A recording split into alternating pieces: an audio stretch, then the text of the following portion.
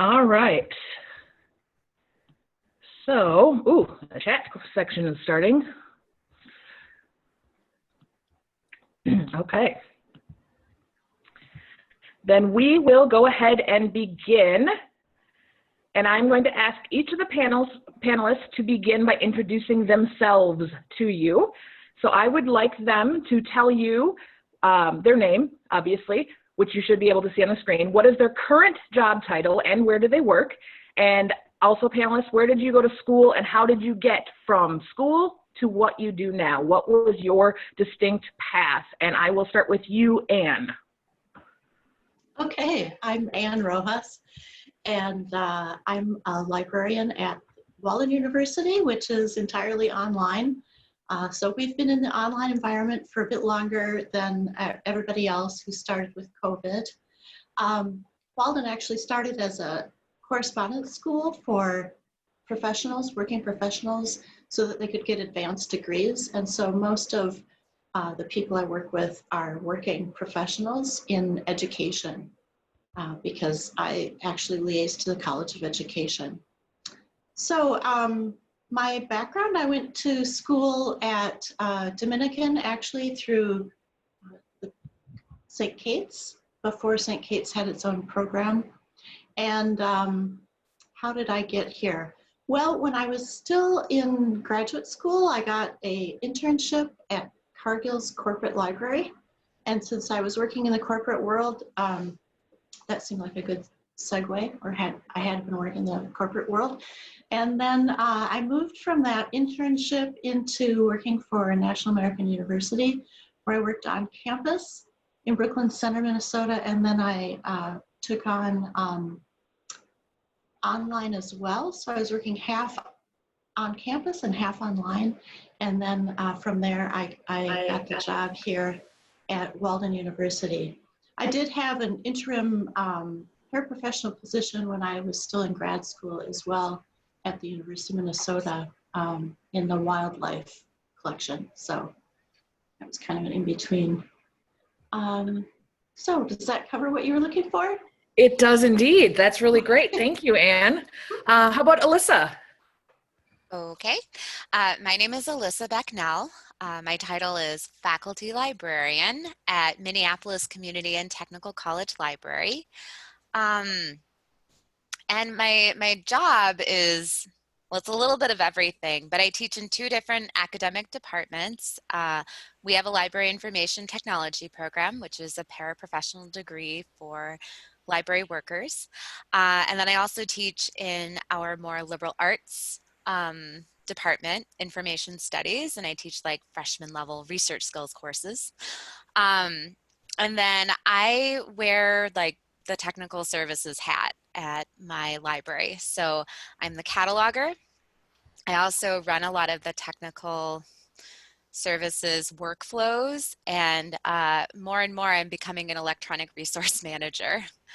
How I kind of got into this is I have an MLIS from St. Kate's, and while I was in college, well, I guess I should step back. My undergraduate degree is in social science education. So I have a degree where I could be teaching history in 6 through 12 in a school. But then I went to college to get a degree in library science. While I was getting that degree, I took on a couple different internships. One was being a cataloging assistant at Bethel University. Another was being a reference assistant at St. Kate's. And I did like a research assistant job with a professor at St. Kate's. And then I kind of rounded that out by doing a teaching practicum at Minneapolis Community and Technical College. And then they liked me and I liked working there. And after I got done, they hired me on as kind of an adjunct for a while. And now I've been there since 2010. Okay, I think I got it all. That is great. Thank you, Alyssa. Okay, Kate, let's hear your story. Yeah, so like everyone else here, I got my MLAS at St. Kate's. So currently I am at the University of Minnesota Twin Cities. I'm a user experience and virtual reference coordinator, which a year ago when I stepped into this role, I knew it was important, but suddenly it's become very important since I manage our chat service and do a lot of other virtual reference type coordination. So yeah, I got my MLAS from St. Kate's after I attended St. Kate's as an undergrad, and I started working in the library there.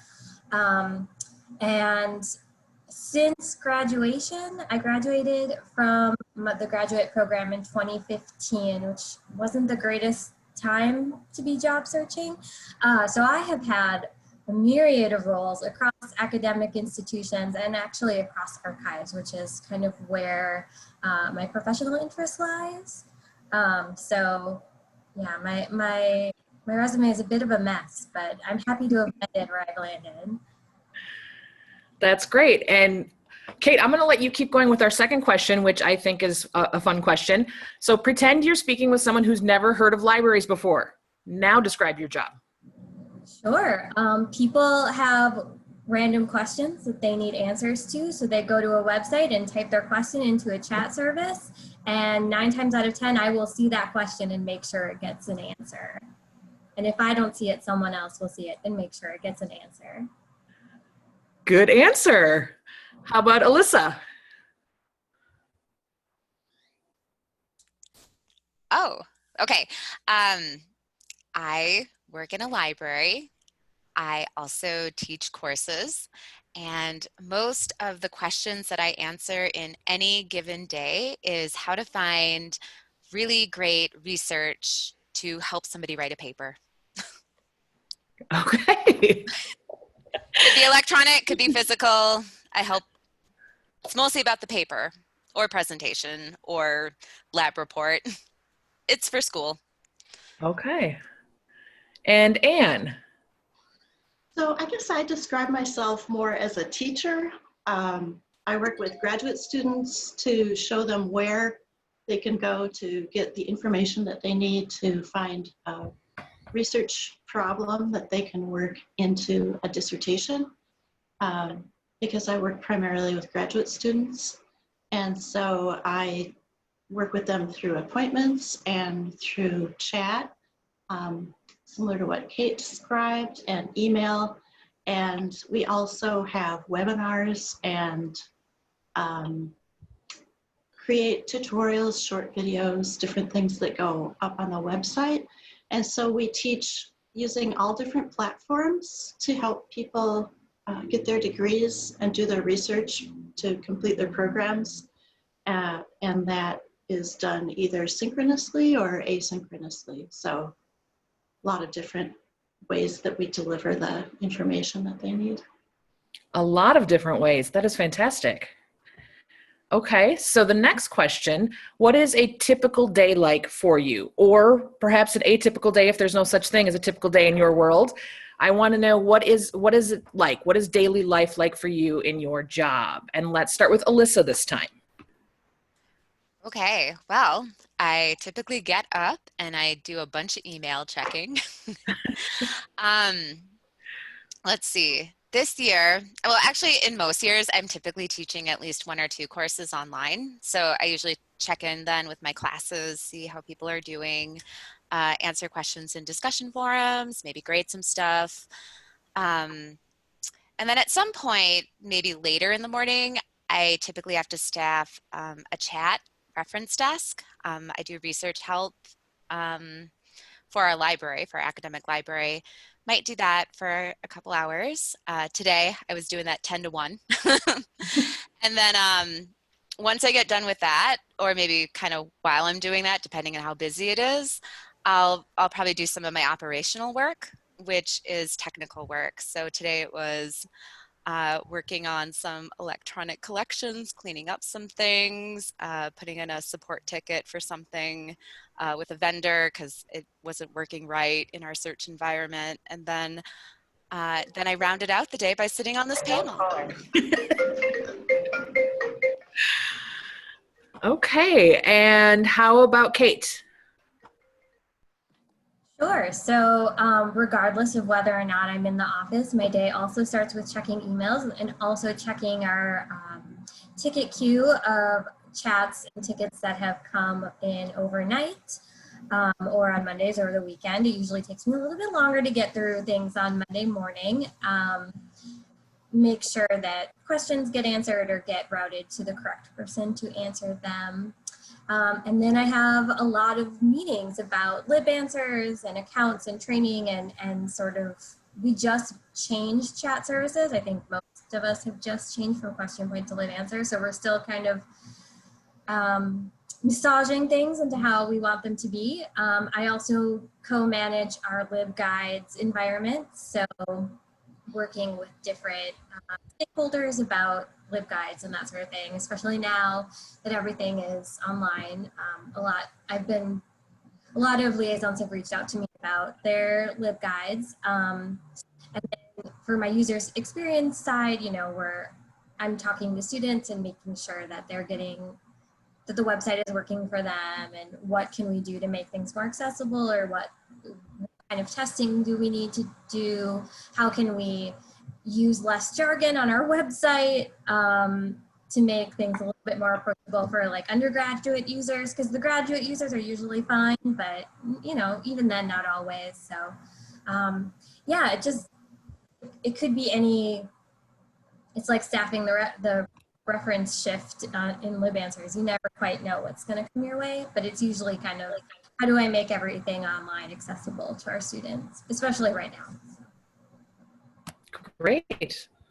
And Anne? I guess I was looking at this more as a typical week, maybe, because there isn't really such a thing as a typical day. I usually work about 8 hours of reference a week, which includes email and chat. And then I have, as a general rule, 6 appointments with doctoral students. Those run a half an hour plus, pre and post prep and cleanup. And then I work with faculty and course developers to find out what is needed to insert in courses to accompany assignments, for example, to help with problem assignments so that they can get a little bit of instruction in the classroom. So things like that, obviously meetings for planning things, and then time spent making videos, tutorials, and updating stuff, since everything is always changing. Okay. And apparently a cat has just walked into Ann Walker-Smalley's life. Just right there into the middle of the screen. Ann, you're muted. It's probably just as well. Get off my lap. Okay, continuing forward from, instead of typical days, let's talk about the best and the worst. So I want to know, what is the best thing about your job and what is the worst thing about your job? And feel free to be very honest about this. Let's go back to Ann. Okay. Well, for me, the best thing is working directly with the students, especially those times when we have face-to-face encounters, which happens, of course, less now because of COVID. Traditionally, we meet with students several times a year face-to-face in what we call residencies. It's where everybody converges on a convention center, basically. We have faculty, students, writing center, the library, and we all help doctoral students pull everything together. But that happens in appointments as well, and in other situations when we're working with students. But I guess what I like best is seeing the light bulb go on of when they realize that they're really gonna, they understand and it's gonna happen, that they're gonna be able to put it together. So for me, that's definitely the best part about the job. I guess for me, the worst part is meetings. Just those meetings that you have to slog through to put together plans and figure out who's going to do what, and just because it's all talking and not so much action, and I'm more of an action person. Okay. I like that. Good balance. And how about Alyssa? Well, I'm going to have to agree with Anne completely. It's the actual work of helping students and faculty and even staff at our school do their research projects, find things in our different search environments, introduce cool new features that we've been working on and that we're excited about. Um, and uh, and I think our campus has a really vibrant life. I mean, even in the time of COVID, like I'm co-advising a student group called the Three-Legged Frog, which is an environmental student group.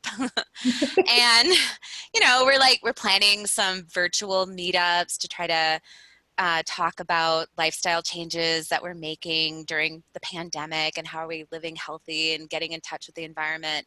But we're also planning a couple of outside socially distanced meetups where we're going to take bike rides together or go tour a garden or maybe go to visit the Raptor Center. And so I just think there's also a social environment on our campuses that are really fun and enriching and fun to be part of. And I would totally agree with Anne. There are so many committee appointments that I sit on that I'm just like, oh, I sit on a course materials committee and we talk about everything related to course materials. And some of it is just dull. And some committee appointments really are worth being on, and they make huge impacts on our campus. There are some hiring committees that I've been on that have been like, this was amazing, and some where I've been like, ugh, I wish I didn't have to do that. And then there's a lot of email. There's so much email. All right. How about you, Kate? I have a feeling this is going to sound a little bit like a broken record, but yeah, with our students and patrons, I never quite know what they're going to bring to me. And it's always fun to kind of figure out, what resources I can provide or what connections I can make between our experts, because we have so many experts at the U. It's kind of an embarrassment of riches. And yeah, the worst part right now, I'm clearly still working from home, and that's really difficult in a lot of ways. And nobody really has any sense, really from the top down, about when we might be able to safely go back.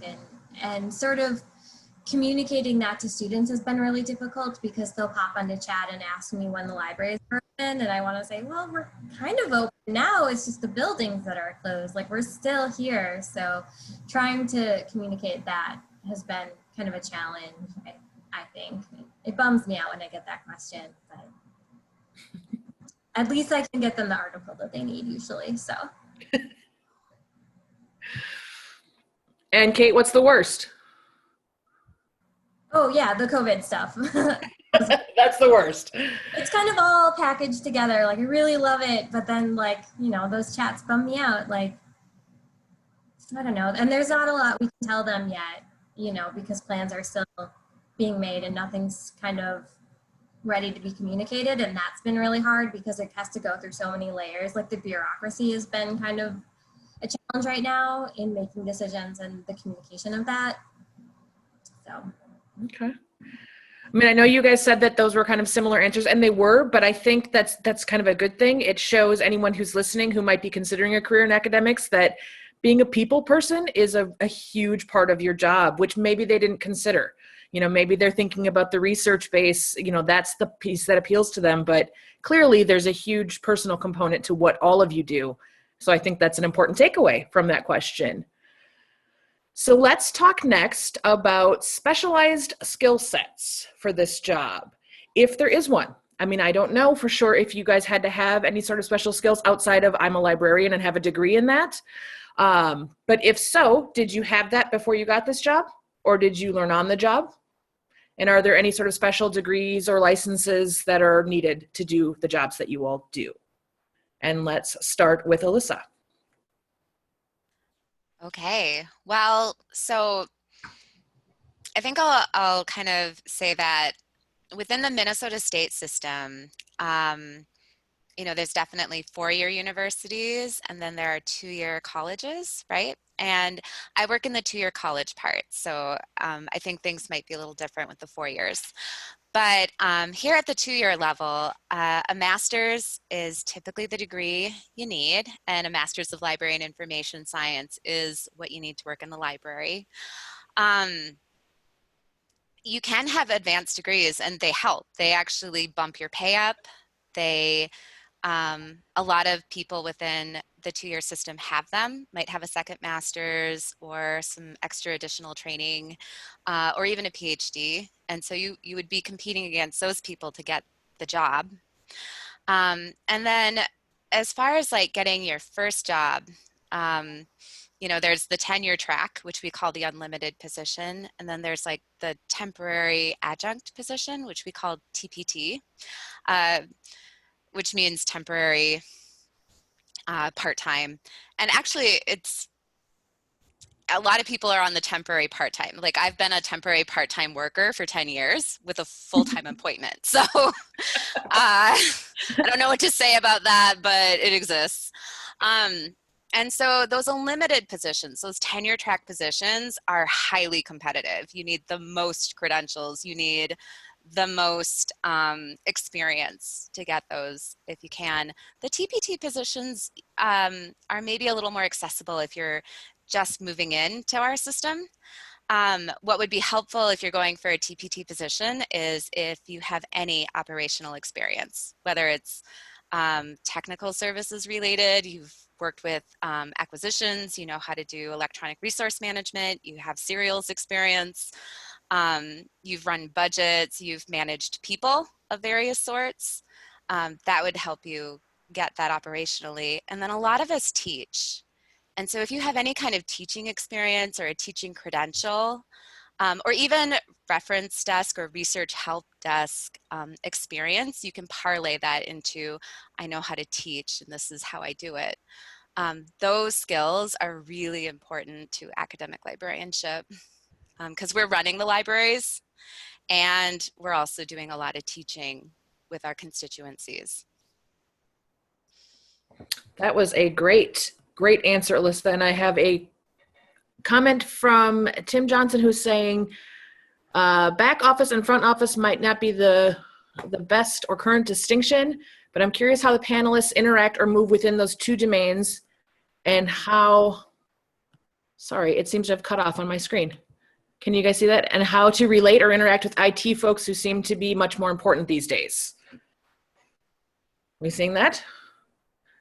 Does any of you want to address that? Well, I could address it a little bit, Tim. So I guess I would be considered back office in that I run technical services. But really, I've not met too many people who work in our system who only do technical work. There's very few people who are like, I'm a cataloger and that's all I get to do, because there's too much public work to be done in our spaces. And as far as IT goes, we do have one IT person housed in our department who does like the website development and works with our ITS team on campus. But I would say most librarians, most people who have that title, who have that degree, most of us do both, if that helps. Anne or Kate, would you like to address Tim's question?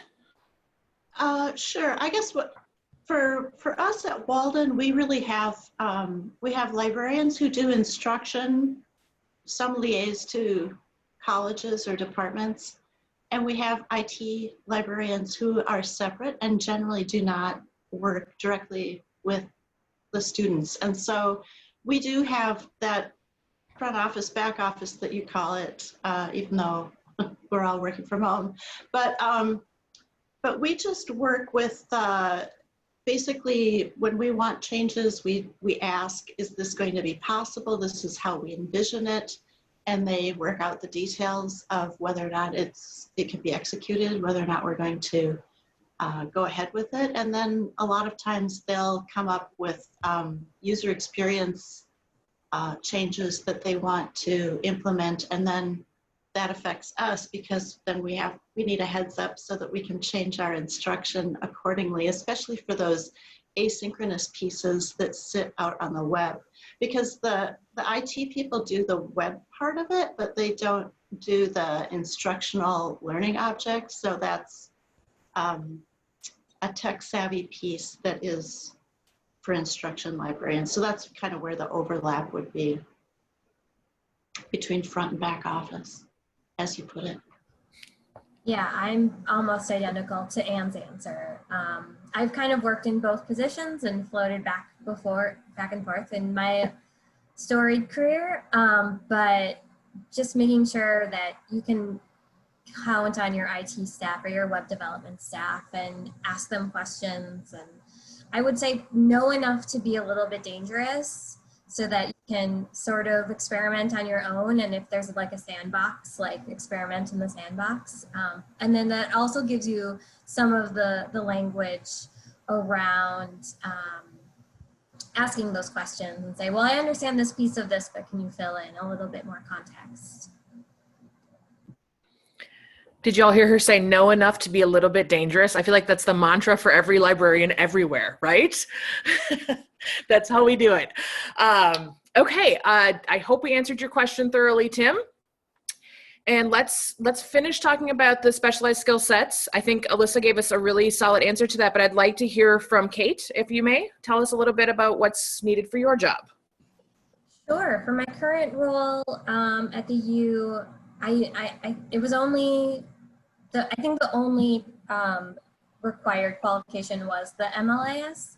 I think what really helped me was this was probably the third position I've worked with at the U. I was a TACI in the archives, and I worked in DMA, data management and access, which is basically the cataloging department. So I had kind of these relationships that I had slowly been building.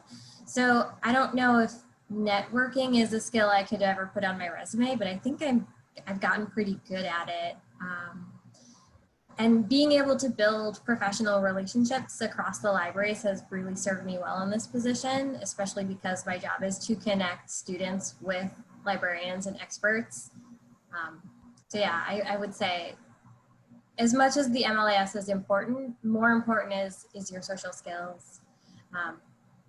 Yeah, and that'll help with customer service as well when you're working with patrons.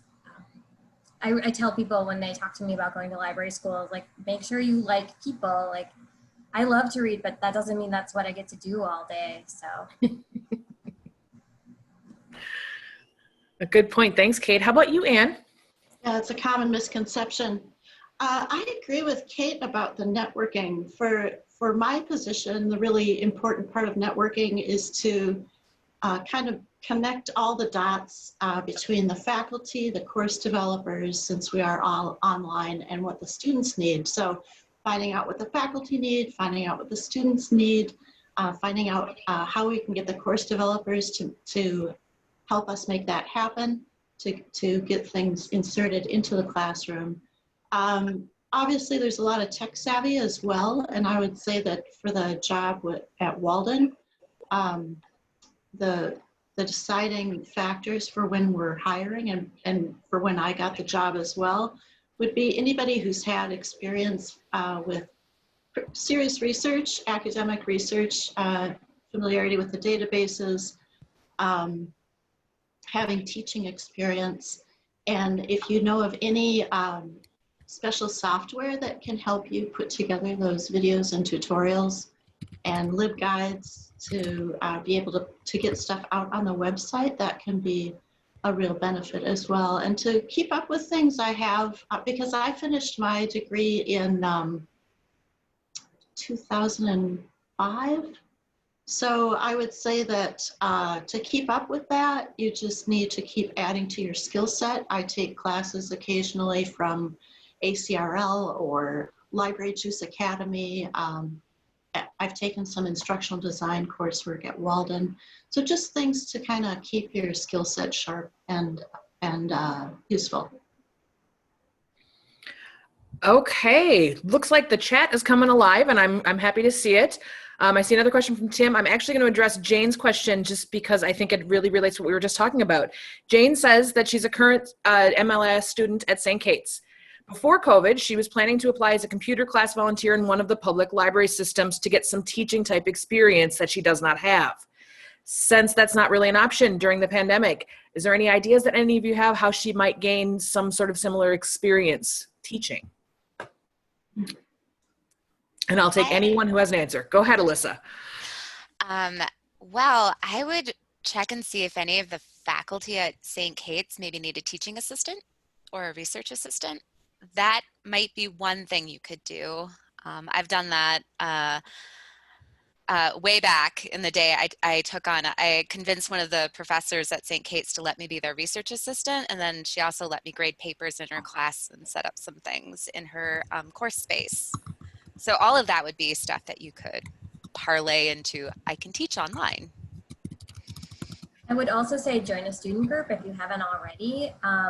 I got a lot out of my classes at St. Kate's, but mostly I got a lot out of networking with my peers in the student group. And if you are elected to an officer position, you'll have experience, you know, not teaching per se, but something that looks like teaching. Leading a meeting sometimes or hosting an event online can do some of that same sort of skill set that you can sort of start leveraging.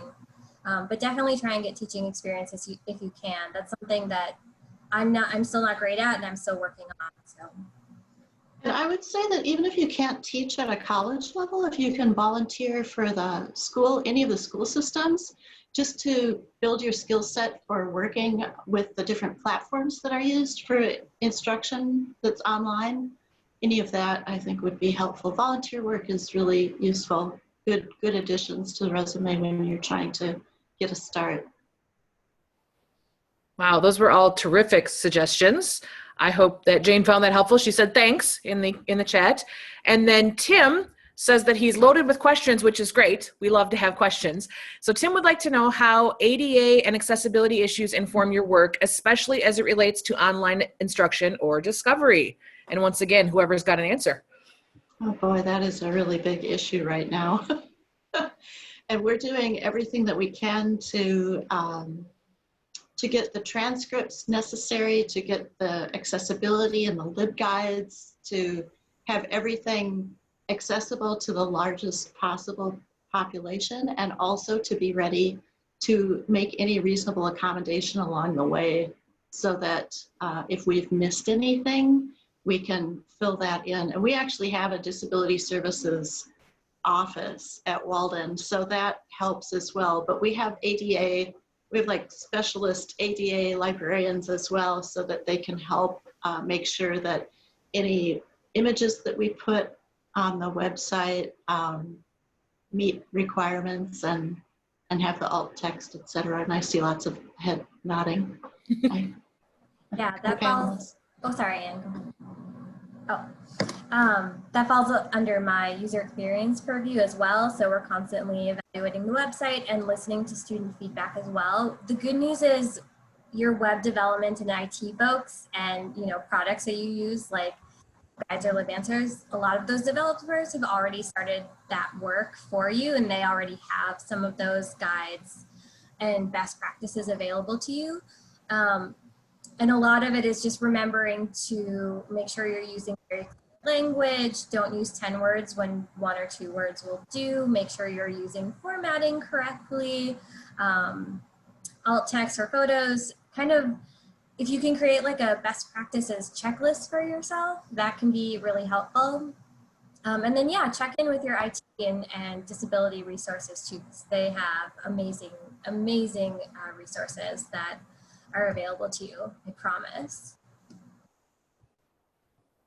Yeah, I think ever since this has really been pushed in higher ed in the last 5 years, there have been several significant court cases that have really pushed all course materials to be accessible and all learning environments, including digital ones, to be accessible. So I don't think there's a college or a school system in higher ed right now that doesn't have somebody who's thinking really deeply about accessibility.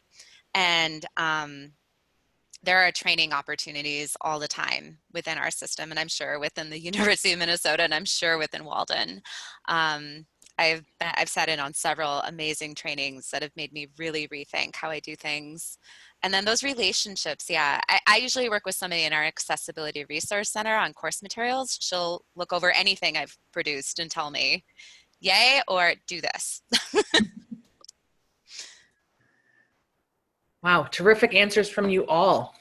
Also in the chat, we have a question from Jacqueline, who says she's struggling to decide between being an academic librarian and a school librarian. She wants to know what you guys think are some of the pros and cons for being an academic librarian in general. This is your chance to sell her over to your side, I guess.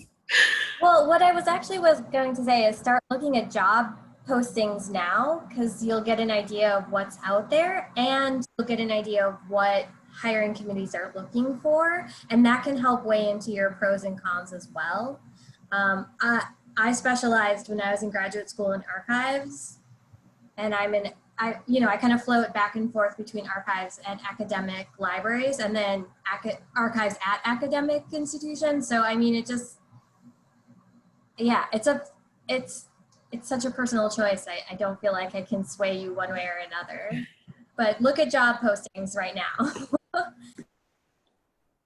Yeah, I agree with the monitoring the job postings. I mean, I've noticed that there are a lot of postings lately for school librarians. So it seems like there may be a lot of opportunities for that. It may be super challenging right now with COVID, but if people are deciding now to retire, for instance, because they've decided that they just don't want to deal with the transition in an online virtual environment, then that's going to provide opportunities for you to try it out. So, you know, if there's a lot more opportunity available, if you don't have a second master's, if you don't have a lot of teaching experience, or if you do have K-12 teaching experience, then that can be a driving factor as well. I mean, I feel like I fell into academic librarianship because that's where the jobs were available. I was pretty open coming from the corporate world into librarianship for where I would end up. So opportunity knocks. Alyssa? Yeah, so I think I actually would agree with both Anne and Kate that your personal networks kind of push you towards where you're going to end up in library world, if that makes any sense. I like Anne, when I was going into library school, I really thought I was going to go into public librarianship. I really didn't think I was going into academic librarianship, but in 2008 we had a recession, and academic libraries had more enrollment, public libraries saw cuts. I ended up in academic libraries. So I don't know. When I look at job postings now, like Anne, I've noticed that K-12 has more openings. I haven't noticed as much in my own system with academic libraries, but that doesn't mean there aren't. That just means I haven't seen them. So I would start reaching out to people who work in libraries and see, where are the opportunities right now? That's what I would do. All great answers. Also seems like a good time to plug the Metronet job line, doesn't it? If you're not familiar with it. So you should definitely take a look at the Metronet job line. Jacqueline says, thank you so much. And it looks like Carol wants to know where our panelists are from because she joined late. And I know we've had a few people come in late, so I will just, Ann Walker-Smalley is answering that in the chat for us, so we don't have to worry about that. Thanks, Ann. Can I say something about the choice between academic and school? Of course you can. I think it can be limiting to decide as our three panelists have mentioned. I think it can be limiting in library school to decide I want to be one or the other. To be a school librarian, obviously you need a separate credential, but if you have the opportunity to get an MLIS and that credential, as St. Kate's offers, then you can read all those jobs on the Metronet job line and think, okay, I can do this, I can do that. And also, there's nothing to say if you choose one, you're there forever. You know, I became a librarian way back in the dark ages, before online, before whatever, before databases. This is a revelatory statement. But I spent a lot of my career as a special librarian. That was the farthest thing from my mind when I went to library school. But it served me well over the years. So I just think in the library school setting, you have a lot of opportunities like this. And I know that St. Kate's has many student groups that visit libraries and do things to take advantage of, so that you can really get a sense. Because I think when you're in library school, unless you've worked in a library in the past, you don't really know that's the whole point of this Real Life Librarianship series. You don't really know what other people do. So in addition to being of interest to students, it's also, I think, of interest of anybody who's thinking, gosh, you know, maybe I want to be a special librarian or a whatever that I'm not. So keep your options open, read the job line. That's a good point, Anne. And I will just say also to Jacqueline that you may have seen when you come in, but we do have a panel of school librarians coming up on October 7th. We will be featuring an elementary, a middle, and a high school librarian. So I think you should definitely make a point to attend that session as well and get some more questions answered. It might help clarify your position a little further. And it looks like we've got a couple of more questions in the Q&A. So Tim is asking, are most of the people that you serve affiliated with your institution, so faculty, staff, students, or do you have a significant group of non-affiliated folks? If they are non-affiliated, what attracts them to your resources and expertise? So the U is kind of unique because it has such vast collections, and because we are a government repository. We also have the archives and special collections. So we actually do get a fair amount of outside users wanting to use our resources, which is awesome. But primarily I am working with, I would even say the ones coming through chat are undergraduates. Graduates sort of usually know who their liaisons are, and they see the button that says 24-hour chat, and that's where they go, so. Great. We're private institution. We don't help people outside of Walden. So that's kind of it in a nutshell. I only help people outside of Walden in my volunteer work. But good to know. Alyssa? Yeah, we're kind of with Anne. We do allow, because we are a publicly funded institution, we have a visiting access that we, it's like a geographic location defined around our campus that we let the public in. But it's very limited, mostly because our IT department has locked down any use of computer resources. So, you know, you can check out physical materials and a librarian can help you find those physical materials. So we don't really have a lot of community use. Also, our proximity to the public library in downtown Minneapolis, we can refer people really easily, and we do. Okay, terrific. Tim is also asking, where does mentoring fit in with your professional practice? Who wants to talk about? Is that mentoring other librarians? Yes, says Tim. Ours is pretty informal at Walden. I mean, I've been assigned a couple of people, but it's very informal. So I've done quite a bit over my career. So like I said earlier, I teach in the Library Information Technology program. So it's a 2-year degree for paraprofessional staff, associate, assistant workers in different libraries. And so I do a lot of mentoring of those students, telling them how to get a job, how to think about librarianship, how to maybe move further in their schooling. We have also, as a library, had over the years several different assistants, whether they've decided to be research like work on a research help desk or do teaching assistantship or even work in technical services or do social media stuff for us. And usually they've come from St. Kate's, but we've had a couple other colleges where we've worked out some sort of an agreement to give them credit for their graduate program to do librarianship work. And so we've mentored as a library lots of people into the profession. And so if you're interested in that, you could get in contact with probably anyone at our library, but you could contact me. I will say though, this year is not a good year to ask. We don't have much capacity. and because we're not in our library space, it's all virtual. So I don't really know how well this would work out for most people. But we've done it in years past and it's worked out well.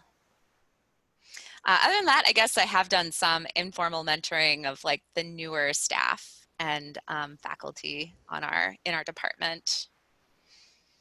Tim added that he's been thinking about this especially in terms of diversifying the profession.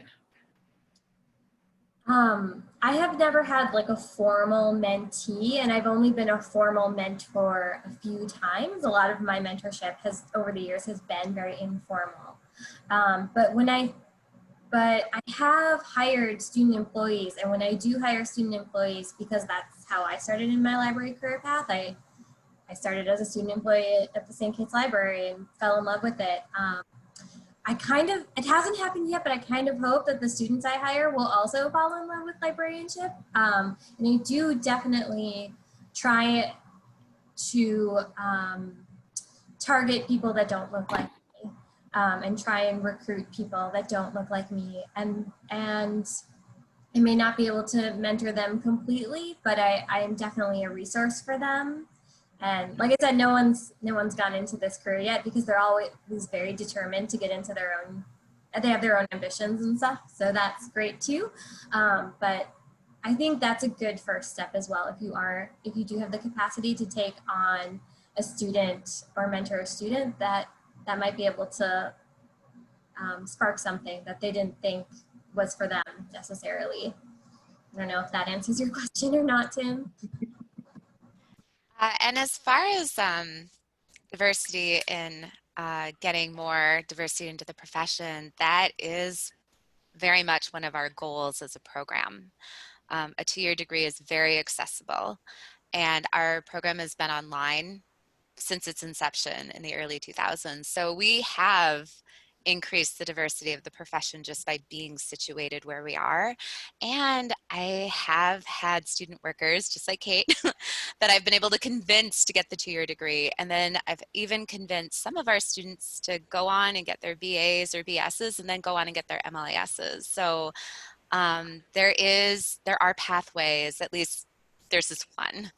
There aren't too many 2-year programs in the upper Midwest. In fact, for a long time, we were the only thing in town, or the only thing in Iowa, the Dakotas, Minnesota, and Wisconsin. And now at this point, there's only one in Wisconsin and one here. So, but I think anything we can do to build a bridge in the education system towards the master's. A master's is a really far destination for a lot of students, especially first generation, especially students who are coming from economic disadvantage. And so anything we can do to build those bridges up.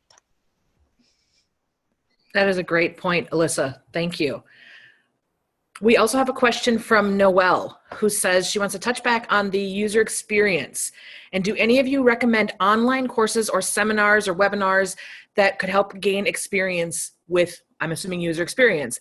And Noelle tells us that she is a Library Information Technology AAS student at MCTC, which...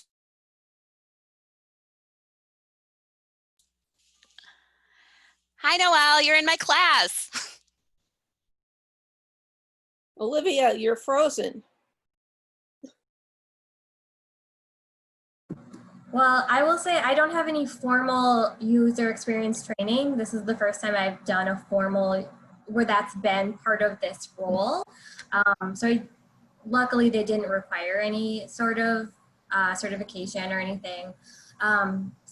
In preparing for the position and in stepping into this role, I've been doing a lot of reading. I've been lucky enough to work, there are 2 UX folks here at the U, so I've worked really, I meet weekly with my counterpart, and there are there's a lot of scholarship in this area, so you kind of just have to figure out what works for you. But my biggest takeaway is always, always, always try and talk to the audience that you're trying to build for. So I'm gearing up to do our second usability test since stepping into this role. So we basically have, right now we have a virtual lab, it's a Zoom meeting, where students record them trying to use not our whole website, but various pieces of our website. And getting that student feedback is so crucial to any UX work, or user feedback, not just student feedback. So I would, I don't get too hung up on that, on any formalized training, but figure out ways that you can come up with strategies to listen to the needs of your users, I would say. That's a really good answer. Okay, we have another question. This is from Alexandra, who says that a second master's degree has been mentioned multiple times, and does it matter what the second degree is in? And if you are in an academic position, can you get your job to pay for it? So I can speak to that a little. Usually you can get your institution to pay for it. So yes, but whether or not they'll pay for anything or just something really specific, that may be the driving factor. So if they really need somebody with user experience, or if they really need somebody with instructional design, or if they need somebody who is going to liaise to a specific department, then you might end up getting a master's in instructional design, or you might be getting it in religious studies, or you might be getting it in economics. So you really kind of have to play that by ear. If you have something that you're really passionate about, there's certainly nothing wrong with getting it ahead of time, but going back to whether or not you're going to be a school librarian or an academic librarian, sometimes you kind of have to watch the job boards and get a feel for where the opportunities are opening up the most. I know that instructional design is something that's really popular at Walden for people who are in any department, so that they can get the combination of the expertise in the library with instructional design, or in content areas, or the writing center people. So a lot of times it'll take you in directions that you weren't expecting, but that's part of the adventure too. I don't have a second master's. As far as I know, that's only kind of come back to bite me once, when I was applying for a different academic position, not at the U, at a different institution. And the candidate they went with had a second master's and had more teaching experience with me. And they said it was like they were more interested in having someone with more teaching experience. So the takeaway I kind of told myself, maybe to make myself feel better, is that, and this is something I actually believe about library school in general, is the degree is one thing, it's your work experience and your professional experience that's more important. I worked sometimes 2 jobs all through graduate school. I'm not sure when I slept, but that helped me not only network, but also build up my skill set, because readings are important and good, and it's good to know theory, but it's more important to know that that actual practice sometimes falls short of theory, or you have to work around it in some ways. So yeah, I don't get too hung up on the second master's, I would say, and you can always go back and get one later. But I've managed pretty okay without one. So. Yeah, I would agree with Kate and Anne. So at Minnesota State, they will pay for a second master's. It's part of your employee benefit, but you have to get it at a Minnesota State institution. Though we do have faculty development funds that can be applied to whatever you're interested in. So you might be able to very slowly pay for a degree somewhere else using professional development funds. But you don't have a guarantee for that every year. And I don't have a second master's either. I have some additional coursework in information systems management, which I don't know, I found interesting, but I don't know if it's always useful. So I think, yeah, it really depends on what your institution needs. And I will say that, like Kate, I've had a job interview and I did lose out to somebody who had a second degree. They had a PhD plus the MLIS, and I don't know what to say. I lost. It does happen. Yeah, that doesn't mean I'm getting a PhD. Also in the comments, Tim Johnson, who works at the University of Minnesota, wants you to know that he did get his institution to pay for his second master's. It was offered as a staff benefit, so he went for it. And he says that there are some tax implications. So be sure to consider all the aspects, take a look at that.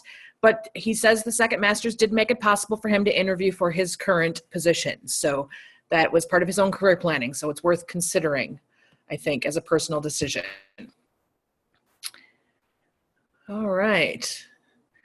And Tim asked in the Q&A, what is the most interesting or informative professional reading or development experience you've had in the last year? That is a big question. Take a minute, breathe. We're about halfway through. Take a moment, let that sink in. You don't have to mention this panel. Oh, okay. I guess I will say, you know, there's a lot going on in higher ed right now. There are a lot of different really important developments, right? There's like digital humanities. There's different ways of doing peer-to-peer sharing of research and data. One thing that I found personally helpful is I kind of signed on a few years ago to do OER training, and then I kind of took that a little further and joined a teaching circle around that. And then I took it a little bit further with one of my colleagues, and I adapted an OER and wrote and authored a bunch of the textbook that I use for a class that I teach as an OER. And I found that just personally really wonderful. Like I could create something that was geared towards my students, something that didn't use as examples Harry Potter, but actually used like people with names that maybe reflected the students I taught, and used research topics that maybe reflected the students that I taught. So I just found it like personally more satisfying to do, oh yes, open education resources, to author an open education resource. I also learned a lot about software, process, copyright that I use in my own teaching practice and when I talk to other faculty on campus, and in my committee appointment as a course materials person. Looking for an article, but I can't find it right now. But definitely following more, and this is going to sound a little bit, I don't know, naive.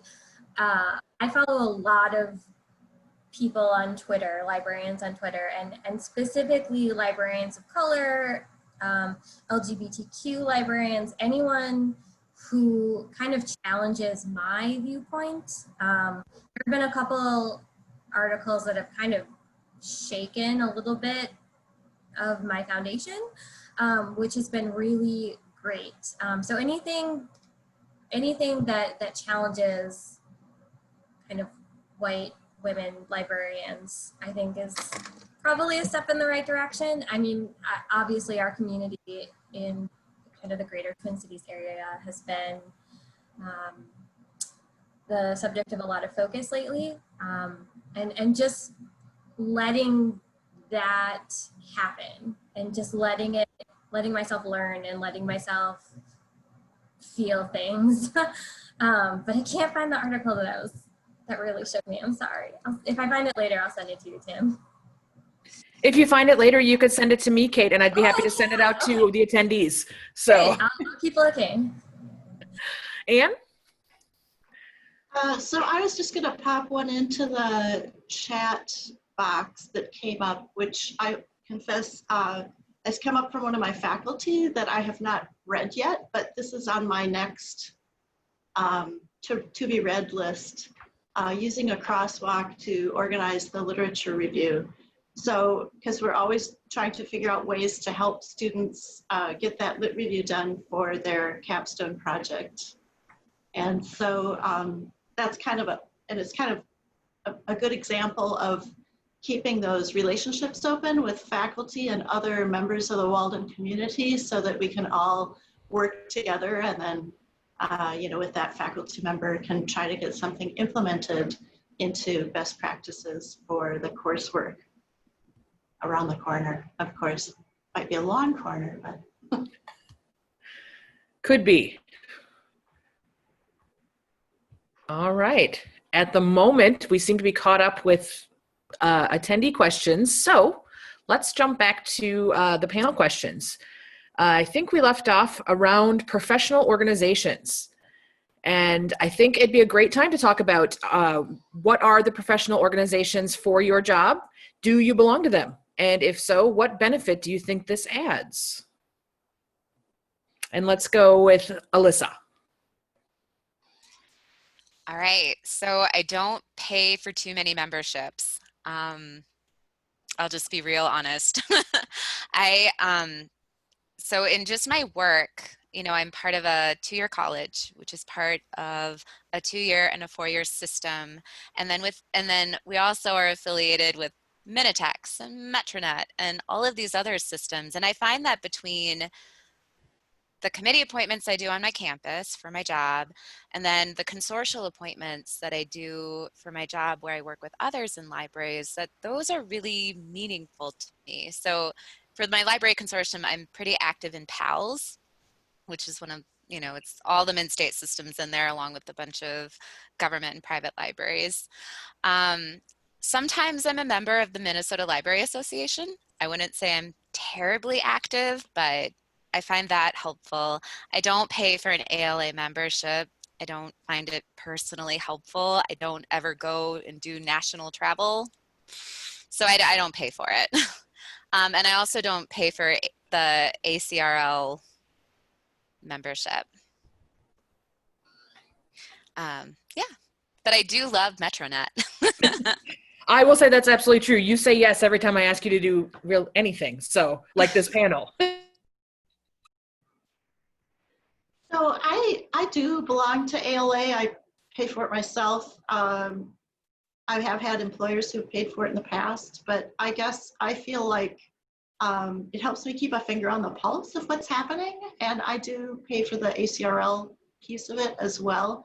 Sometimes I take advantage of the fact that I belong to get discounts on things like classes. I took a class on the ACRL framework, for example, and so I've tried to use that to inform my practice, and I've used it to also educate my faculty on what we're trying to do in a broader sense as far as librarianship is concerned. And I attend ALA on occasion. I was going to go to Chicago this year, but of course that didn't happen, so I did it online just because why not? And so, it was fun. I find it to be a bit of a recharge.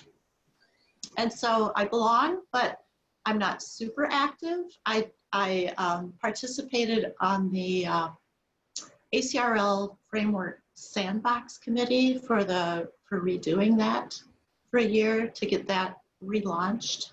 But then COVID happened and they were going to have to cut back on the budget and everything. So I'm not sure how that's moving since my appointment was over. So kind of in and out, and participating whenever there's time available for me to participate. Yeah, like Anne and Alyssa, just kind of in and out. I was a member of ALA as a student because I got the student rate, but I didn't put that much into it, so I didn't get that much out of it. Whereas I joined SAA as a student, the Society of American Archivists, and got a little bit more out of that. And so have if I'm in an archival position, I will be more likely to be a paying member of SAA again. Sort of involved with MLA. I'm on the same committee as Olivia right now, getting our digital records archived properly. So you can imagine why I was recruited to that one. And then I'm also a member of the Twin Cities Archives Roundtable, which is a local archival group. Yeah, they're really great. And their cost per year is only $10. So it's like, and I've like literally gotten jobs because of TCART, which is They're so good. I love our local library association. Yeah, local. So good. I would say I've gotten a lot more bang for my buck out of more, like the more local and the more insular is better for networking. Cause like I can go to SAA and like meet archivists from all over the country, but I don't want to move there necessarily. I kind of want to stay here. So it's more beneficial to get your name in a local. But if you're a student, definitely get that student rate. I mean, milk that student access for all you can is kind of my advice. And there are a lot of, I got a scholarship to go to SAA when I was like three-fourths of the way through my program. So I got to go as a student, which was really great. And I didn't pay anything because I stayed with my aunt who lived in that city. So like that was really great. Like there are ways to kind of game the system and get that experience a little bit. So I'm a big advocate for doing that sort of thing. Okay, and on the same topic, I feel like we've touched on this, but I'm just going to ask it anyway. Tim wants to know what professional or community networks are most beneficial to you as an academic librarian, sort of in line with this current discussion. I know Kate mentioned TCART, so anything else? Go to faculty meetings. They're not always fun, but I mean, go and try and let your personality show a little bit so that people get to know you as a human, not just as, this is my role, you know, these are my professional interests. Like, be a human, I guess, is kind of my advice. Yeah, I would say faculty meetings are sometimes painful, but really beneficial. And in fact, one of my colleagues and I presented at Internet Librarian last October on faculty outreach in an online environment. So, you know, that opened up another opportunity to just to talk with librarians about how to network. Yeah, as I've said, I do a lot of committee work. So I think that's where I make a lot of my connections across campus. I am generally somebody who probably says yes to too many things. That's why I'm a student club advisor, why I co-chair a couple different committees in my consortium. But I have met so many amazing people across the state and across the Twin Cities and at my college because I say yes. So I think if you have capacity and you love people, say yes whenever you're asked to sit on a committee. Excellent. I think since Kate mentioned scholarships for students, you know, taking advantage of that, I'm going to call upon Ann Walker-Smalley to talk about a Metronet scholarship that students can take advantage of. Students can take advantage, people who've been in the library profession fewer than 5 years. If you're currently unemployed and live in the Metronet region, and there's another category which I'm unprepared for. However, annually, Metronet gives out a $1,000 scholarship called the Lars Steltzner Memorial Scholarship to someone who's been in the profession for fewer than 5 years. Lars was a longtime Metronet board member. He was a school librarian. He was just really a genuinely wonderful person. So when he passed away about 10 years ago, Metronet the board decided to offer this scholarship. Well, this year, with conferences and travel curtailed, the board decided that they would redirect that $1,000 to pay for covering the registration for the IDEM, the School Librarians Conference, and the MLA Conference, to pay for those registrations. So it's first come, first served in this regard. It's not a competitive scholarship. We have about 22 scholarships we can give to people in those categories, and you can find that information on our website. We also have our traditional continuing education scholarships, which are $500 and really don't have any strings attached other than you work in a Metronet library and you're going to a library event, and it can be in-state or out-state. So those are still available. So if people wanted to attend a library journal, very expensive online conference, then you can apply for a Metronet scholarship to pay for those registration fees. Or when the travel is no longer curtailed and we're back face-to-face, anybody could apply to go to ALA or SLA or wherever they wanted. We don't cover the registration. We cover registration. What we don't cover is membership. So if you're not a member of ALA, you're paying the non-member rate. So $500 doesn't go as far. But I encourage anybody to apply. That information is on the website as well. We just ask that you apply as early as possible, 8 weeks prior to the event if you can, so that it has time to go to the Metronet board. And Rojas is a member of the Metronet board, so she has seen the applications for these various scholarships. We like to give out these scholarships, so keep that in mind if you're in the audience, especially that this current one for the $45 for MLA and whatever item decides they're gonna price their conference at. We really want to give away the 22 scholarships. And I think this morning I looked and there were 5 applications so far. So your odds are good here. Thank you, Anne.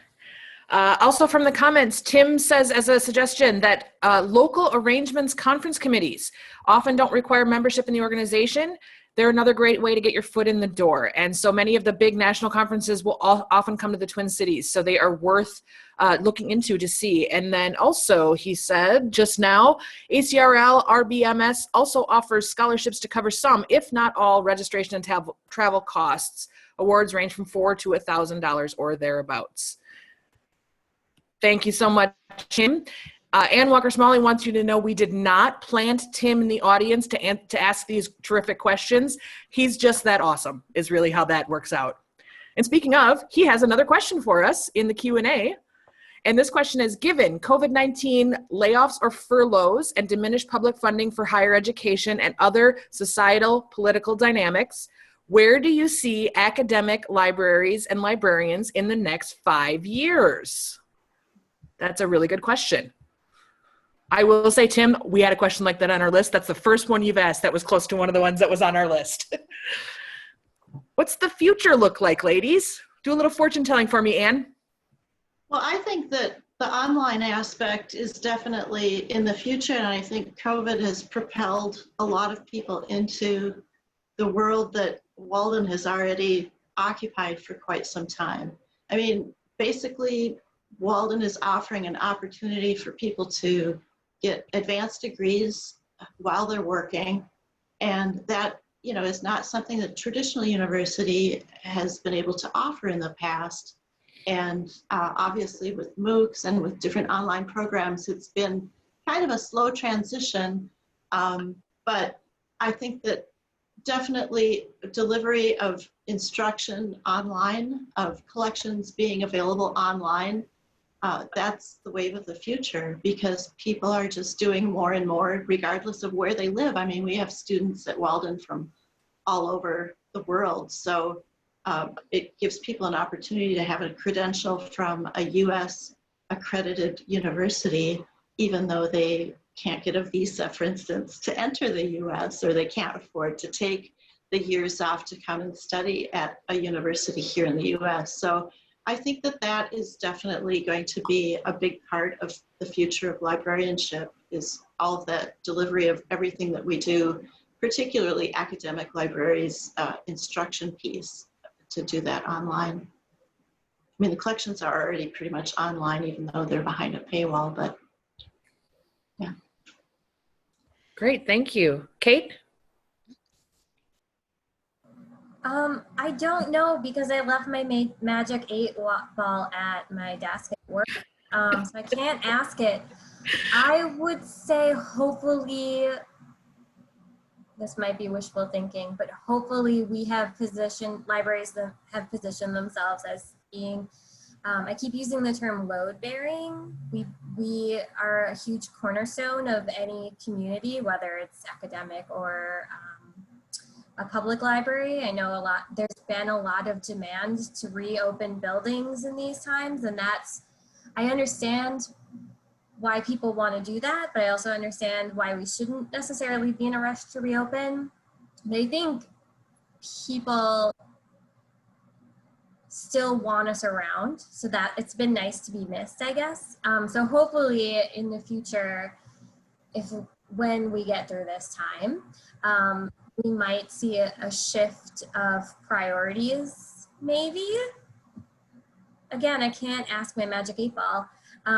Hopefully, yeah, this isn't the first time we've had to slash our budgets either. This isn't the first recession that we've gone through. We've done this before as a profession, so we just have to do it again, and it sucks, but hopefully we can, again, demonstrate our resiliency, so. Yeah, I mean, so with academic libraries, we are all, at least for, the last 10 years, wondering when we see the demographic shift. And, birth rates are going like this. Graduation rates are kind of holding steady. So we're not seeing a whole bunch of new students like all the time. We're not growing our student population. So, if there are layoffs in the pandemic, I feel like it's just part of this ongoing kind of demographic shift that we've been dealing with for a while. Also, as far as online versus face-to-face, I think we will continue to be multimodal. I know that there are Waldens, right? There are always those. I have been teaching in an online program for 15 years. I don't see that shifting. But I also don't think that everything's going to go online. We are a campus that committed to getting as much online as possible this year as we could. We're still 20% face-to-face because of equipment. Like an HVAC technician cannot learn HVAC online. And accreditation problems. Like nursing has to be taught face-to-face on some capacity at the undergraduate level. It's required because of accreditation. There's a lot of testing that goes on in career and technical also that can't be done online. It has to be done face-to-face or proctored. So I think when the pandemic is over, you're still going to see face-to-face courses. It just might be that a bunch of libraries had this sudden incentive to really get good at online delivery, to really get better at electronic resource management, to really think critically about the user experience of the website and the search environment.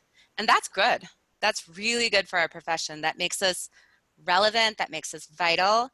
But as far as like, are there going to be more colleges opening in the future? I don't think so.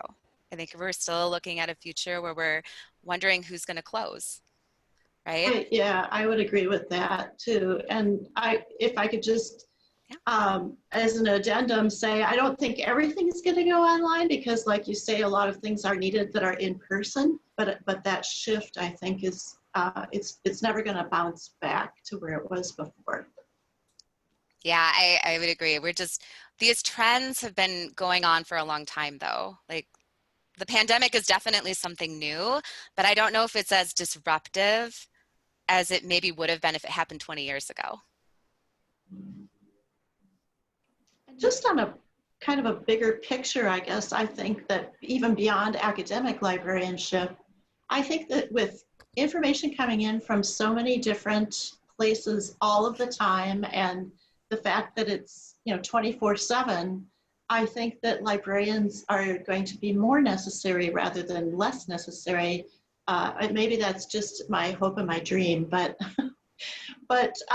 just to help people wade through the tsunami of information that they get every day through their phones or any other means possible. But everybody's getting that all the time, and it has created more confusion in a lot of cases. So I think that librarians will still be necessary.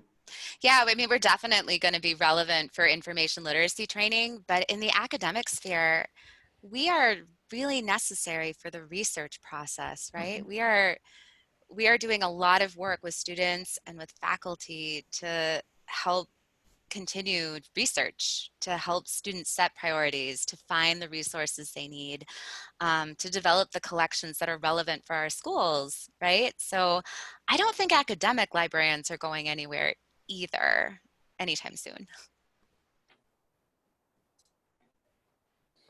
Okay. Terrific answers to that. Also in the Q&A, Tim is asking us, do the big deal subscription packages impact your work or access to scholarly information?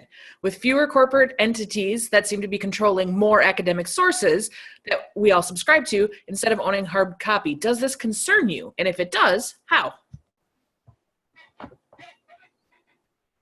Anybody? I think everybody's concerned with fluctuations in content. And some, I mean, as a private institution, Walden is kind of stuck with, we have to have a certain number of things.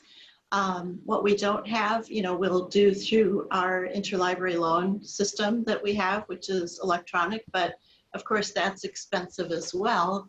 But good information is expensive, and it's not going to get any cheaper over time. So, you know, that's something that we have to work around. And I think that part of that information literacy push is to make sure that people understand that it's not free. I've had faculty in presentations when I'm standing in the room say, you know, use the library, the Walden Library, it's free. And it's like, well, no, it's not free. You've already paid for it with your tuition money.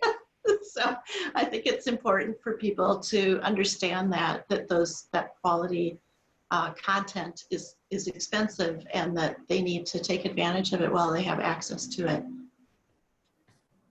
Yeah, definitely. That's something when I teach in introduction to library resources is, you know, if you're already here, you're a student, you're paying tuition, use the library as much as you can, and whatever we don't have, we can get for you. Don't pay extra for it. I struggle because I don't trust publishers. I think, you know, they're a little bit too mercenary for my taste. Obviously, they have to make a profit. And I know that, but it's still hard to, when they're like, only one person can look at this ebook at one time. And you're like, okay, sure, whatever you want.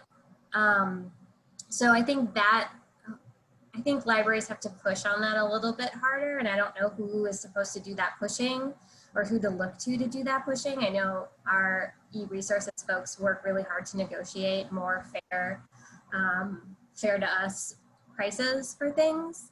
But I worked on a deduplication project for 2 years, getting books out the door, because we're running out of footprint and we're also not going to get more space in the future. I don't see a future where the University of Minnesota Libraries opens another location. In fact, we're talking about closing locations. So that's a hard balance too, because physical and e-copies both take up space in different ways. So I think that's a really difficult balance. Yeah, I agree with Anne and Kate, like in so many ways. Just to add maybe another dimension is that I think we're gonna really start needing to band together as consortiums to do more, honestly. You know, my school's budget has not gone up since I've been there, since 2010, for sure. That's 10 years of a stagnant budget for resources. And we don't have capacity. When we want something new, we have to cut. And we're not going to get better deals just negotiating as one college, right? Minitex has huge buying power for the whole state of Minnesota. Like, we rely on ELM as our backbone, the Electronic Library of Minnesota, as our backbone to our collections. And then we can buy a little bit more than that. But I feel that the future is really going to look like a bunch of Minnesota state libraries getting together and saying, can we get a better deal together? Can we really work this out better. And I don't know what that looks like. I don't have any idea how we start working together and opening up our budgets to one another and talking, honestly, but I do think we're going to have to start working in bigger groups to have better impacts. And it's not just the big deal, right? I have started seeing for-profit companies repackaging OER content, right? And they're like, hey, we're doing OER. Y'all I got to pay us like this how many thousands a month. And you're like, wow, awesome. Another predatory thing. And Anne said, didn't they do that in California? Did they do that in California? Didn't the consortium do something in California where they just told Elsevier, like, no, or one of the big ones? Germany did it too. A bunch of schools in Germany got together. I don't think we have any power unless we start working as consortiums at this point. Yep, I agree. Okay. And I think we're also already relying on each other for interlibrary alone. I know when we did our deduplication project, we looked at the other Big 10 schools, and if something we saw as like we only had 1 or 2 copies in that whole system, then we didn't necessarily deduplicate it. So I think we're moving towards that very slowly. But like I said, I don't know who leads on that. Okay. More questions coming up. How about, where would you put most of your professional advocacy efforts over the next year or two?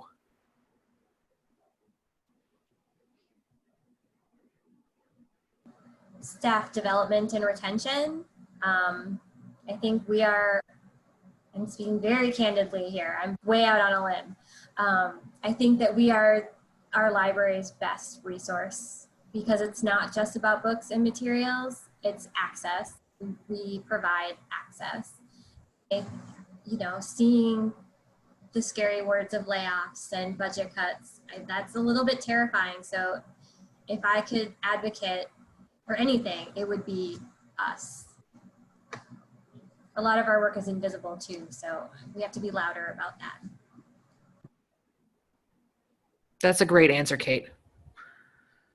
Yeah, loud is good. I think that in addition to collections, we need to advocate for systematic scaffolded integration into the curriculum so that we're actually not just frosting on the cake, but that we're actually part of the base curriculum. Yeah, I was actually going to go with Anne. As somebody who teaches credit-bearing courses, that sustains positions in our library to teach for credit. You take out the credit-bearing instruction in our library, you cut out half the librarians. And so structurally, we need a way either for the school to recognize the value of teaching and instruction in the curriculum and pay for that, you know, whether that's credit, like we teach for credit, or we get integrated into the curriculum, but then also get funded as full-time positions doing that work, right? Because there's only so much you can do on the reference desk one-on-one with somebody with 5 or 10 minutes before their head explodes with all the work they have to do, right? Because information literacy is a relationship, that person coming back to you whenever they have a question or a need, or coming back to you when they move on to the next step in the research process, or to the higher stakes research project, right? You might start at my level with, you know, the research paper, but by the time you're in graduate school with Anne, you know, you're doing huge amounts of research and work. And academic librarians are part of that work, and we're part of that instruction, and we're part of that support for students. Yeah, and doing it in one-on-one sessions, you know, in appointments or at the reference desk, or just doing one-shots with class drop-ins is not scalable. Not efficient. I think we've touched on this a little, but I think it's really a good question to address directly. So Tim asks, academic libraries and librarians increasingly are asked about the value they bring to the institution and higher education in general. Aside from information literacy and critical thinking initiatives, which I know we've touched on today, how do you demonstrate your value and the value of your collections to administrators or public officials?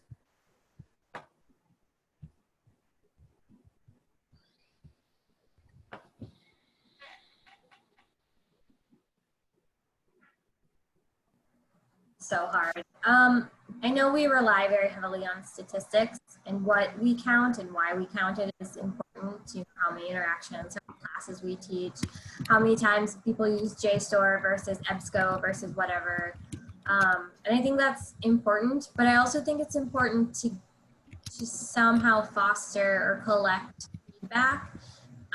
You know, every time a patron like follows up on an email and says, oh, thank you, this helped me so much. Like some of that story, personal touch stuff to augment those statistics are really, really helpful. I don't get to make final decisions on budget ever. So, you know, I'm very rarely asked, but I do see kind of a double-headed approach, I guess. You know, on a project right now too, one of my colleagues and I of a series of drop-in webinars for a very targeted group of classes so that we can pull up the statistics afterward to show how many more completions, the successful completions of the course there were with if we actually intervened early on, and also for graduation rates, because bottom line is that, you know, the muckety mucks want better completion rates. And so if we can have fewer dropouts and if we can contribute to that and show with statistics that we're able to contribute to that graduation rate, then, you know, that's the way that that's the way we're trying to do it right now. Yeah, so I guess I'm going to take a kind of a bigger step. There's a couple ways that academic libraries use statistics that are, I think, really important and that all of us respond to. And one of them is through the accreditation process for our school. Like all of us have accreditations for our school, and there's things that accreditors want to know about libraries, about our collections, about the use of those collections. The other thing is if you're teaching for credit, there's also program review that you have to do for accreditation where you demonstrate that your course is effective, that students learn from what you're teaching, and that they pass your class, right?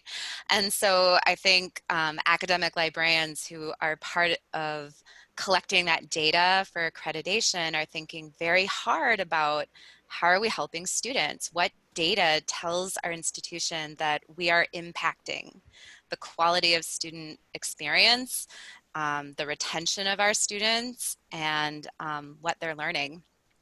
The other thing, at least at my school, we have a strategic plan. I call it strategery. And every department has to align to the strategic plan. We have to come up with these things called KPIs, and I can't even remember what that acronym stands for. I think it's a performance indicator. But I mean, as much as I like make fun of strategery, grounding the goals of the library in the institution's goals matters. So when my institution says, we are going to try to plug up the gaps in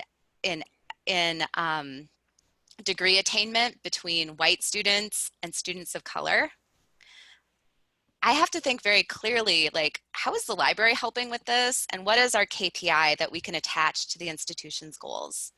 And so, you know, knowing how your school is really thinking about improvement and how do you improve your library along with the school's goals? How do you align with the school's goals? And then how do you communicate that to administrators? So like we have these KPIs, we have these strategic plans.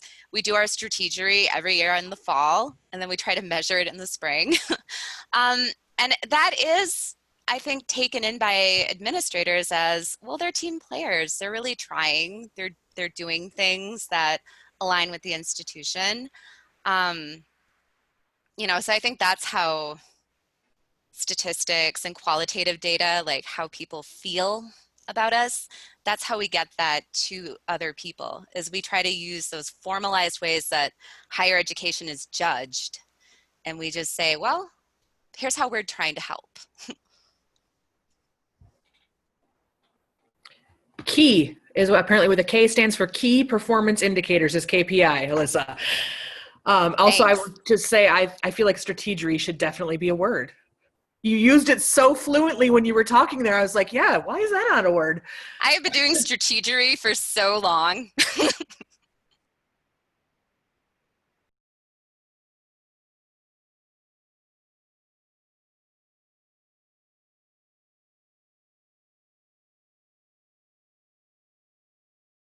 Collective collections as a way to help manage collections. Do you see this happening in other states or regional consortia?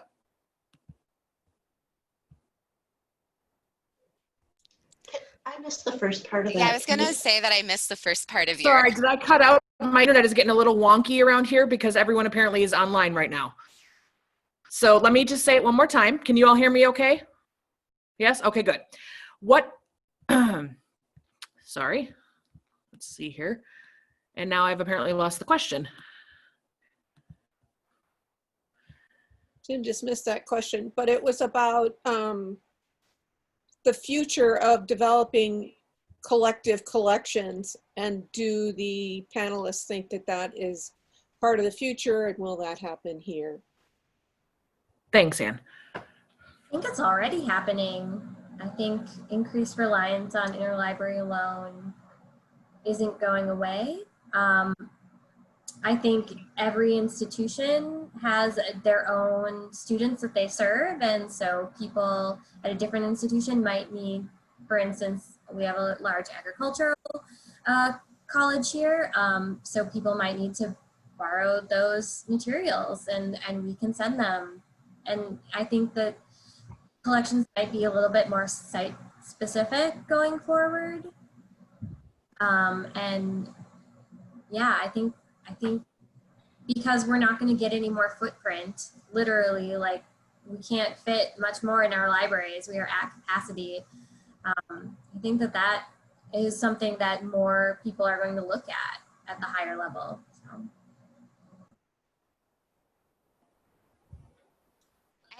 I'm not sure how much collective purchasing there can be. I mean, I'm part of a much larger network of schools that really could put together their buying power, probably in ways that make sense, because as a system, as the Minnesota State College and University system, we have shared budgets at the system level. And so it's easier for us to put together a package where we could do collective purchasing.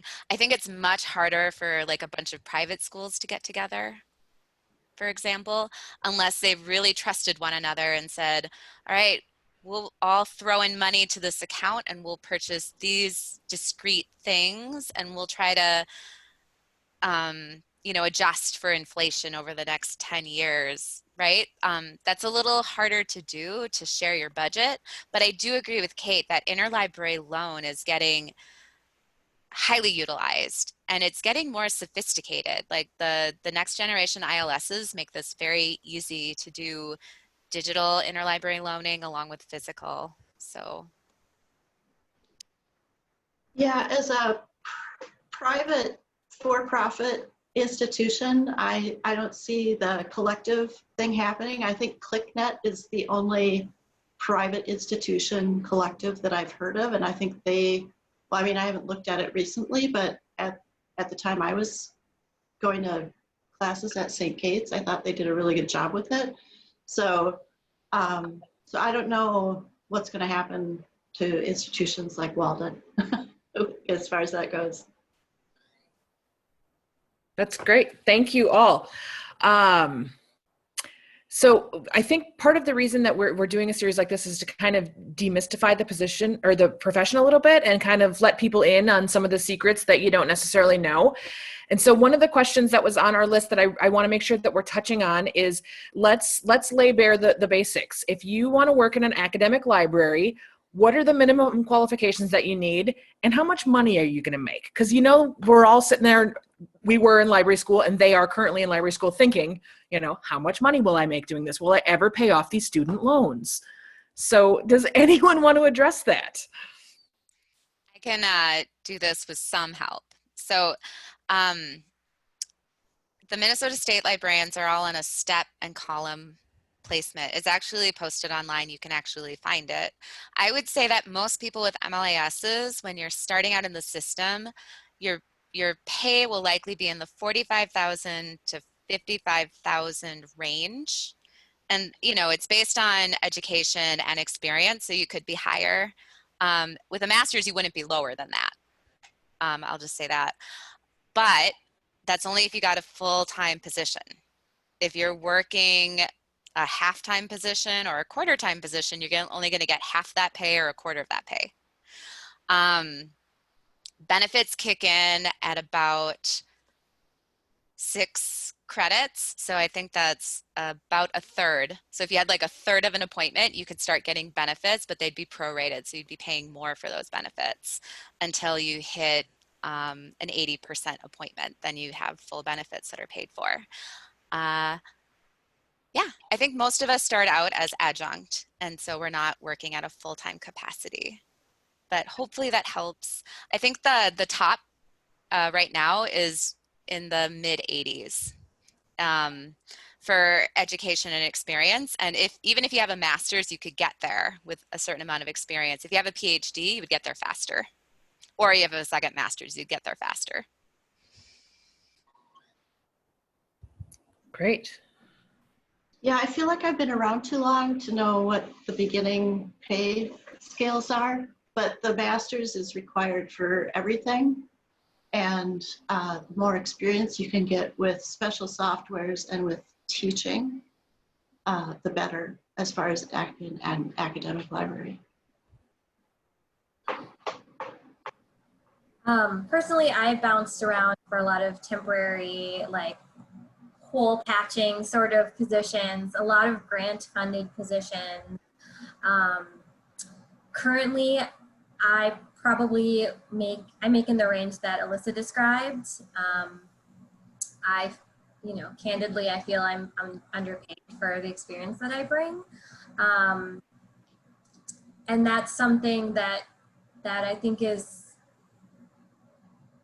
true across the board for library positions. I don't think we're extraordinarily well paid. As for student loans, I only have my undergraduate loans because I moved back home with my parents for graduate school, so I didn't have to pay rent. So I didn't have to take out loans for grad school, which, you know, pros and cons to living with your parents in your 20s. But yeah, I think that it's an investment because, and unfortunately it seems like a necessary investment because if you don't have the master's, you're not going to find a decent paying job. I tried. I took a year off and just job searched and didn't find anything. So, I mean, it was also the recession. So, but you know, you kind of need the master's, unfortunately. That's what I will say about that. And kind of hand in hand with that, how about advancement? So you're all currently working in academic libraries. Is there a step forward for all of you, or is it kind of this is where you'll be forever? I know that sounded ominous when I said it out loud, right? There's no such thing as a forever job, Olivia. I've been on way too many. No, there's not. This isn't forever for me. I don't know that there's an obvious next step from my position to another position that looks like it, but the next level up. I think that I will continue to gain skills and experience that might help me when I move to my next position.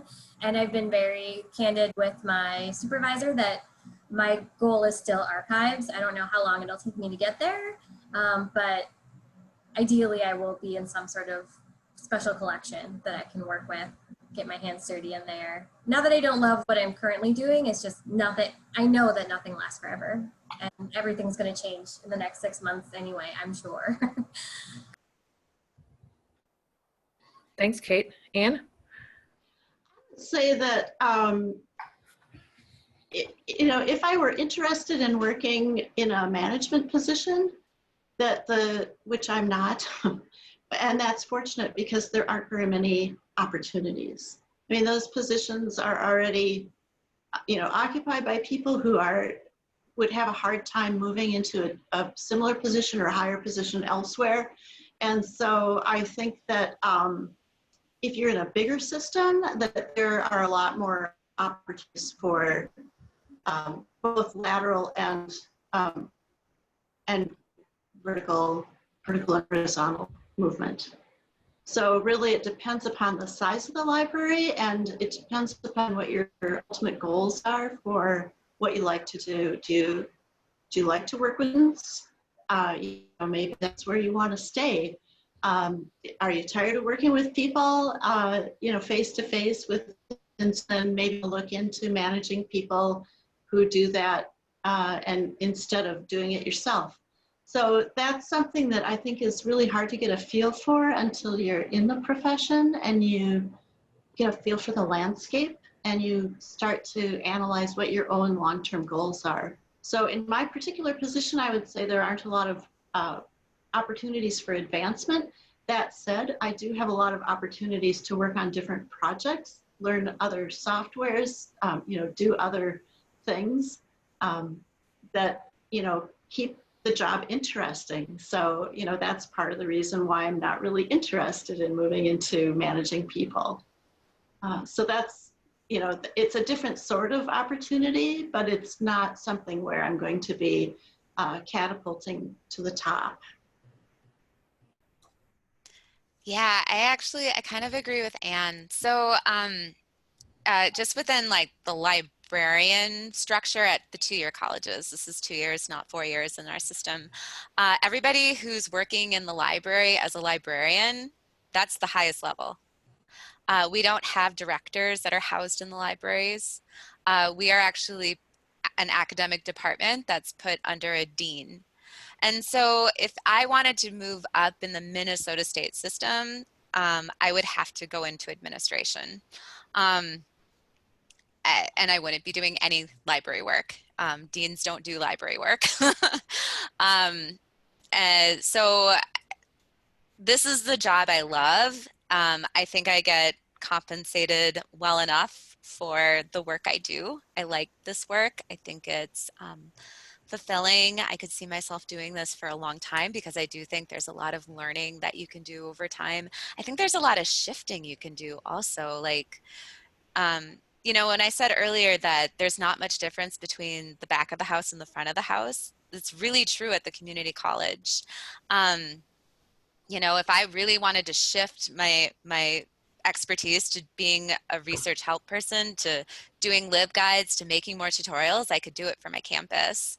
There are a lot of campuses in the Minnesota state system where they have 1 or maybe 2 librarians. They do everything. They're running the library. You know, and there are some that are like mine where maybe you have 4 or 5 or 6 or 7, but you know, we're still all flat. So no, I guess as far as advancement, you would start moving into administrative work, and it's not library work. Great, thank you all. I feel like that was very, very helpful, like an honest look at what they can expect. We only have a few minutes left in our session today, so there's 2 more questions I want to make sure we hit, and they're both a little more fun. So how about, every librarian I've ever met has good stories, right? Librarians are really good at stories. So I would like each one of you to tell us a story, something from your library career. Up to you, any story you want. This is going to be a total brag, but when I was still a student, I got an internship at NASA's Jet Propulsion Laboratory in California. So I got to work there for a summer, and I had access to the cold vault, and it was great because it was like, I have a secret code here on the NASA I could like go into. And it was also a nice break because it's very hot in Southern California. I didn't need my sweatshirt that I brought. So yeah, that's kind of, it's funny that whenever I get an interview, there's always the sort of question like, where was your favorite place to work? And I know they want me to say NASA. So.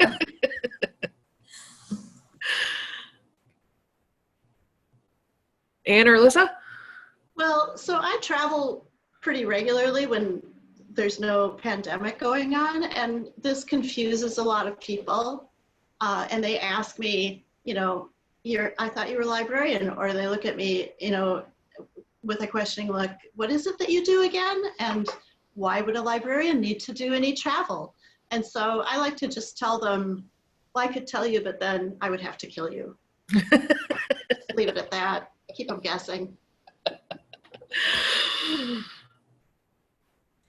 Boy, you guys have way better stories than me. I'm sorry. I really don't have like an amazing story. I just think that like my daily job is so fun and fulfilling, and I don't know, maybe the coolest thing I've done in a while is we were able to get the Zine Librarian Unconference at our library. We have a small collection of zines. Actually, it's pretty big. It's 5,500-ish zines. I guess it's a special collection. It's one that is kind of my baby because I'm the cataloger. But there are a lot of other people who help with this collection. And so we put in a proposal along with someone at the University of Minnesota and somebody with Hennepin County Libraries, and we got the Unconference here at the Twin Cities. And so we had people from all over the country come here to talk about zines. Zines are self-publications. They look like little booklets. If you really want to know more, maybe in 2021, the Twin Cities Zine Fest will happen in person and you can see them again. They're fun. Does anyone else feel like she sold herself short there saying she didn't have any interesting story? Yeah, okay, it's not just me.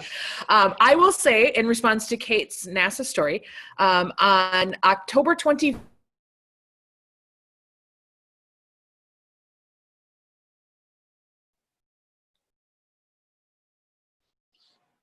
What Olivia is going to say is on that October date, the panel of government libraries will have a friend of Olivia's who is a current NASA librarian. So if you want to really hear about NASA and government libraries, you should attend that panel. Thank you, Anne.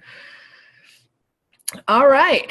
So we have one final question I'm going to ask in the last 5 minutes, and it actually comes from him. I've been holding it. I think he's been waiting for me to ask it, but I've been holding it because I thought, what a great question. So our last question of the day is this. What did you not learn in library school that you wish you did?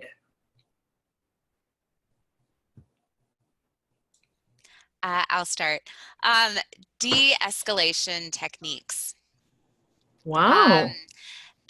Not because it happens often, but when you get like a really critical situation in your library where you have to respond to a mental health crisis or some sort of a learning disability that has gotten out of control, or even just, you know, your regular like homeless person who wandered into your space and it's a little disruptive. I think over the years, like I've attended trainings for it, and I think I've gotten better at like responding without freezing like a deer in the headlights. But I do think this is a people position, and we ought to really talk more about like the difficult people in library school, because it happens so often. And I think we can be so humane in the way we deal with these situations. We just need more training.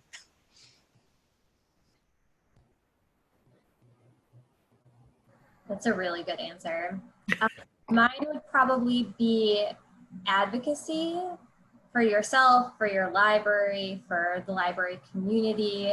I know that's always something that I'm working on, is how best to kind of position ourselves like as a campus or as a library on a campus, and how to really help people see the value that we can bring. Yeah, that elevator pitch, I'm not good at it.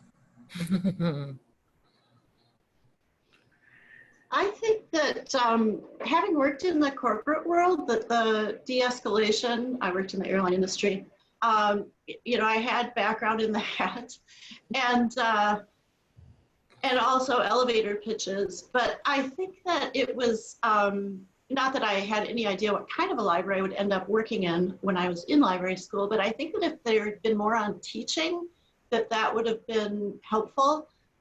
Because I do have some education background in elementary ed, and I've done corporate training, you know, my previous life, but I hadn't ever taught in a college before. And so, you know, if there had been something about that, it would have been not quite such a steep learning curve for that piece of it.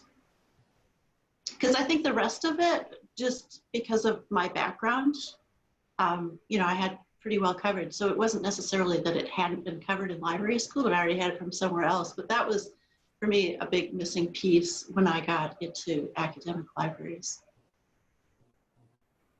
And it sounds like people have a hard time getting experience teaching too, so. Yeah. And I know I'm not technically on the panel, but if I had to answer that question, I think I would have said management of the daily stuff, the emails and the meetings and the all of this information that comes flying at you. And how do you manage and get that under control from the start so you don't find yourself in the weeds later on down the road? And I know when you all talked about your day-to-day lives, that was the first thing you said.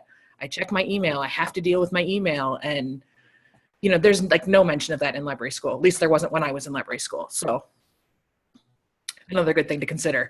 All right. Well, if there are no final questions from anyone that is attending, I will give our panelists a chance to add anything that you've thought of or that we didn't cover that you had made a note you really wanted to talk about. I'll ask Tim if he's got any questions he wants to get in there before we go. I was just going to mention that, you know, there are a lot of good volunteer opportunities and that I've learned a lot from volunteering. I mean, even when I was still in the airline industry, I volunteered at my children's school library. I've volunteered at the public library downtown Minneapolis, as well as East Lake.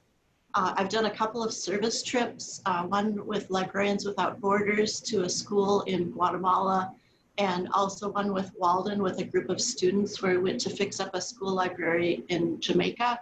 And I think that, you know, you just don't forget that there's tangential stuff that's fun, it's interesting, that it will add to your toolbox, and that it really helps to think outside of the box. That's all I've got.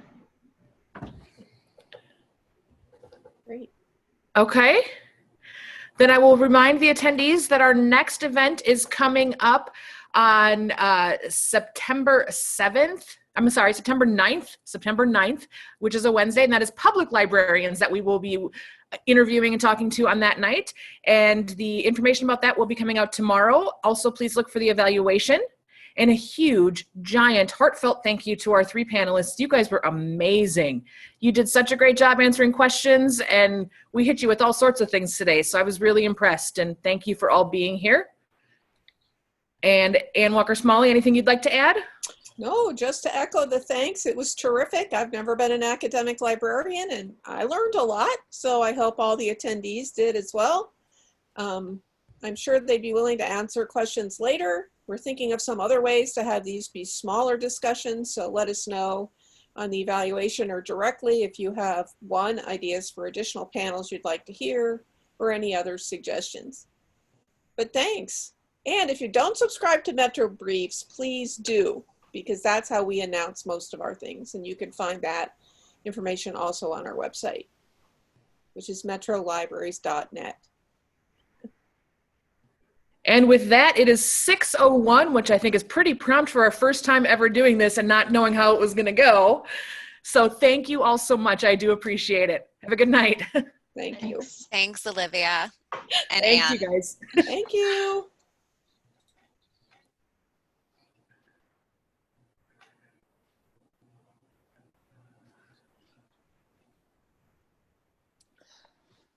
Okay, leave.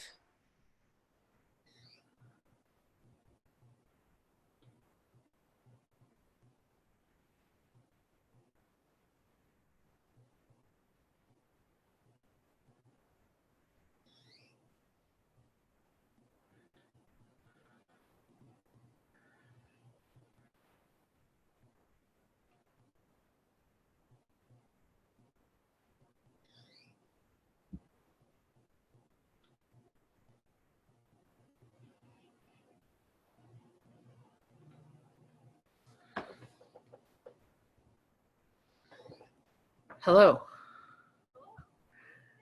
I think it went really well.